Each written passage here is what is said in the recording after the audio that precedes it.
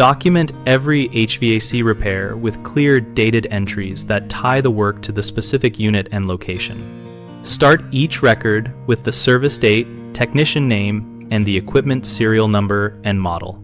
Describe symptoms reported by the customer in plain language, and then list diagnostics performed step by step so someone else can follow your reasoning later. Log every part used with part number, quantity, and supplier, and include purchase invoice references so reorder points are obvious.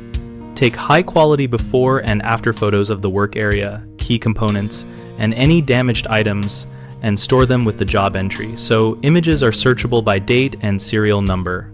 Save the packaging or box for any replaced major components, and note the box or package identifier in the record so suppliers can be referenced if returns or warranty claims are needed.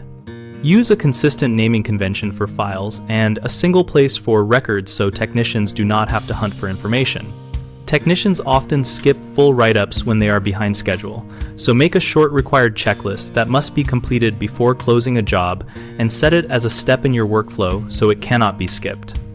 Another common issue is inconsistent part recording, which causes inventory mismatches.